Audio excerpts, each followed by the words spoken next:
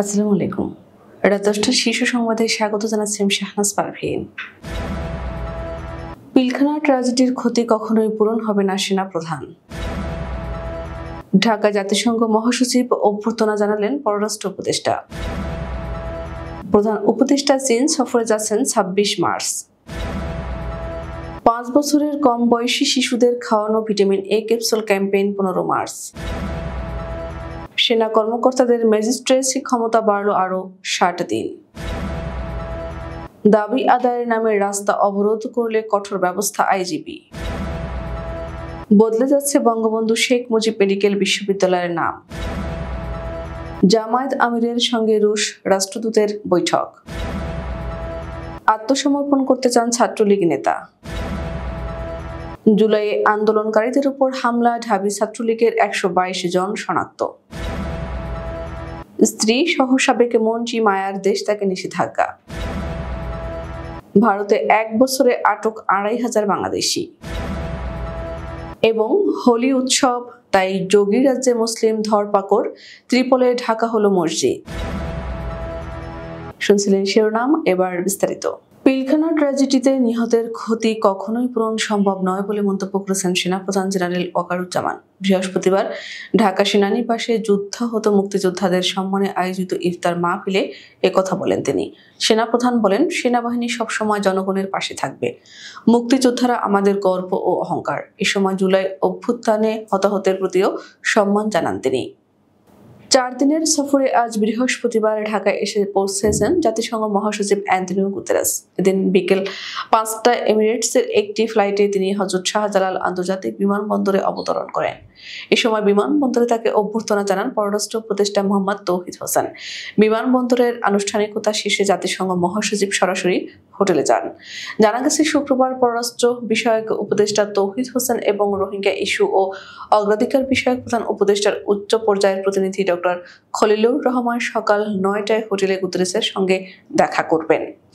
অন্তর্বর্তী সরকারের প্রধান উপদেষ্টা ডক্টর মোহাম্মদ ইউনূস আগামী ২৬ মার্চ চীন সফরে যাবেন বলে জানিয়েছেন পররাষ্ট্র মন্ত্রণালয়ের মুখপাত্র মোহাম্মদ রফিকুল আলম। তিনি বলেন, আগামী ২৮ মার্চ ডক্টর মোহাম্মদ ইউনূস চীনের প্রেসিডেন্ট শি জিনপিং এর সঙ্গে দ্বিপক্ষীয় বৈঠক করবেন। বৃহস্পতিবার সাপ্তাহিক মিডিয়া ব্রিফিংয়ে রফিকুল আলম এ তথ্য জানান। ডক্টর ইউনূসের চীন সফর সম্পর্কে মুখপাত্র বলেন, আগামী ২৬ মার্চ বিকেলে প্রধান উপদেষ্টা চীনের উদ্দেশ্যে যাত্রা করার কথা। আগামী ২৭ মার্চ বোয়াও ফোরাম ফর এশিয়ার সম্মেলনে উদ্বোধনী প্লেনারি সেশনে তিনি বক্তব্য দেবেন বলে আমরা জেনেছি। ওই দিন প্রধান উপদেষ্টার সঙ্গে চীনের স্টেট কাউন্সিলের এক্সিকিউটিভ ভাইস প্রিমিয়ার দিং জুজিয়াং এর বৈঠক হতে পারে। রফিকুল আলম বলেন, আগামী ২৮ মার্চ চীনের প্রেসিডেন্ট শি জিনপিং এর সঙ্গে দ্বিপক্ষীয় বৈঠক করবেন প্রধান উপদেষ্টা। আগামী ২৯ মার্চ চীনের পিকিং ইউনিভার্সিটিতে তিনি বক্তব্য দেবেন। পরে তিনি বেইজিং থেকে ঢাকার উদ্দেশ্যে রওনা করার কথা রয়েছে। বৃহস্পতিবার স্বাস্থ্য ও পরিবার কল্যাণ মন্ত্রণালয় থেকে পাঠানো এক সংবাদে বিজ্ঞপ্তিতে এ তথ্য জানানো হয়েছে।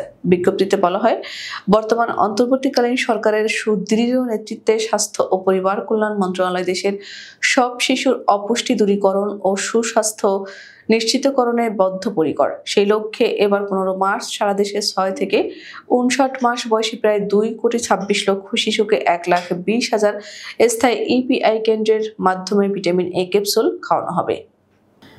বাংলাদেশ সশস্ত্র বাহিনীতে কর্মরত সেনাবাহিনীর ক্যাপ্টেন ও তদূর্ধ্ব সমমর্যাদার কমিশনপ্রাপ্ত কর্মকর্তাদের বিশেষ নির্বাহী ম্যাজিস্ট্রেটের ক্ষমতা আরও ২ মাস বাড়িয়েছে সরকার।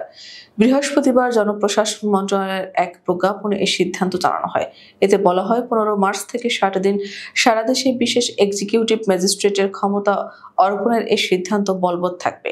প্রজ্ঞাপনে বলা হয়, ফৌজদারি কার্যবিধি অনুযায়ী সেনাবাহিনীর কমিশনপ্রাপ্ত কর্মকর্তাদের বিশেষ নির্বাহী ম্যাজিস্ট্রেটের ক্ষমতা অর্পণ করা হলো। দাবি আদায়ের নামে কেউ রাস্তা অবরোধ করলে কঠোর ব্যবস্থা নেওয়া হবে বলে হুঁশিয়ারি দিয়েছেন বাংলাদেশ পুলিশের মহাপরিদর্শক বাহারুল আলম। আইজিপি আজ বৃহস্পতিবার সকালে গাজীপুরে ইন্ডাস্ট্রিয়াল পুলিশ 2 এর বিভিন্ন ইউনিটের সদস্যদের সঙ্গে বিশেষ কল্যাণ সভায় প্রধান অতিথির বক্তব্য শেষে উপস্থিত সাংবাদিকদের সঙ্গে আলাপকালে একথা বলেন। বঙ্গবন্ধু শেখ মুজিব মেডিকেল বিশ্ববিদ্যালয়ের নাম পরিবর্তনের সিদ্ধান্ত নেওয়া হয়েছে। নতুন নাম রাখা হচ্ছে বাংলাদেশ মেডিকেল বিশ্ববিদ্যালয়। আজ বৃহস্পতিবার সকালে রাজধানীর তেজগাঁওয়ে প্রধান উপদেষ্টার কার্যালয়ে উপদেষ্টা পরিষদের বৈঠকে এই সিদ্ধান্ত নেওয়া হয়।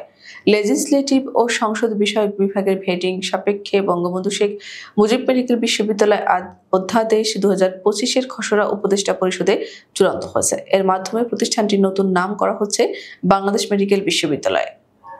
বাংলাদেশের জামায়াতে ইসলামীর আমির ডাক্তার শফিকুর রহমানের সঙ্গে বৈঠক করেছেন ঢাকায় নিযুক্ত রাশিয়ার রাষ্ট্রদূত আলেকজান্ডার জি খোজেন।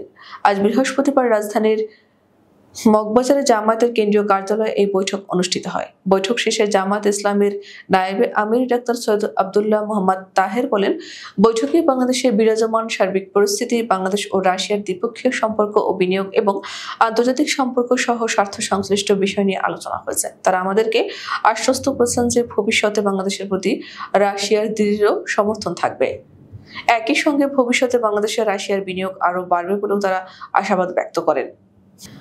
আদালতে আত্মসমর্পণ করে আইনি লড়াই করতে চান বলে জানালেন নিষিদ্ধ ঘোষিত সংগঠন ছাত্রলীগের সিলেট জেলা শাখার সভাপতি নাজমুল ইসলাম। গতকাল বুধবার রাত 1টার দিকে নিজের ফেসবুক পেজে দেওয়া পোস্টে একথা জানান তিনি। পোস্টে নাজমুল ইসলাম লিখেছেন, একজন রাজনৈতিক কর্মীর জন্য কারাগার দ্বিতীয় বাড়ির মতো। আমাদের যাদের ভবিষ্যতে দেশে রাজনীতি করার ইচ্ছা আছে, আমাদের প্রত্যেককে আত্মসমর্পণ করার প্রস্তুতি নিতে হবে। আদালতে আইনি লড়াইয়ের মাধ্যমে প্রমাণিত হবে আমরা নির্দোষ নাকি অপরাধী। খুব শিগগিরই আমি এই কাজটি করব। কাপুরুষের মতো পালিয়ে থেকে বাঁচার চেয়ে কারাগারে বীরের মতো মৃত্যুবরণ করাটাই আমার কাছে সম্মানের। বৈষম্য বিরোধী আন্দোলনের সময় 15 জুলাই থেকে 5 আগস্ট পর্যন্ত ঢাকা বিশ্ববিদ্যালয়ে আন্দোলনরত শিক্ষার্থীদের উপর হামলার ঘটনায় জড়িত নিষিদ্ধ ছাত্রলীগের 122 জন নেতাকর্মীকে শনাক্ত করা হয়েছে। ঢাকা বিশ্ববিদ্যালয়ে সংঘটিত সহিংসতার ঘটনা তদন্তে অনুসন্ধান কমিটির প্রতিবেদনে এমন তথ্য উঠে এসেছে। বৃহস্পতিবার ঢাবির উপাচার্য অফিস সংলগ্ন লাউঞ্জে উপাচার্য অধ্যাপক নিয়াজ আহমেদ খানের হাতে তদন্ত প্রতিবেদনটি জমা দেন জুলাই হামলা সংক্রান্ত তথ্যানুসন্ধান কমিটির আহ্বায়ক ও আইন বিভাগের সহযোগী অধ্যাপক কাজী মাহফুজুল ইসলাম সুপন। আওয়ামী লীগের সভাপতি মণ্ডলীর সদস্য ও সাবেক মন্ত্রী মোফাজ্জল হোসেন চৌধুরী মায়া এবং তার স্ত্রী পারভিন চৌধুরীর দেশ ত্যাগে নিষেধাজ্ঞা দিয়েছে ঢাকার একটি আদালত। আজ বৃহস্পতিবার দুদকের আবেদনের পরিপ্রেক্ষিতে ঢাকা মহানগর জ্যেষ্ঠ বিশেষ জজ মোহাম্মদ জাকির হোসেন গালিব এই আদেশ দেন। দুর্নীতি দমন কমিশনের জনসংযোগ বিভাগের উপপরিচালক আক্তারুল ইসলাম তথ্যটি জানিয়েছেন। গত 1 বছরে ভারতে মোট 2601 জন বাংলাদেশি আটক হয়েছেন। আজ বৃহস্পতিবার দেশটির রাজ্যসভায় এই তথ্য জানিয়েছেন কেন্দ্রীয় স্বরাষ্ট্র প্রতিমন্ত্রী নিত্যানন্দ রায়। তিনি জানান, গত 13 মাসে মোট 2601 জন বাংলাদেশি নাগরিককে ভারত ও বাংলাদেশ সীমান্ত থেকে আটক করা হয়েছে। তারা সবাই সীমান্ত পেরিয়ে বাংলাদেশ থেকে ভারতে অনুপ্রবেশের চেষ্টা করেছিলেন বলে জানিয়েছে মন্ত্রণালয়। নিত্যানন্দ রায় লিখিত আকারে একথা রাজ্যসভায় পেশ করেন।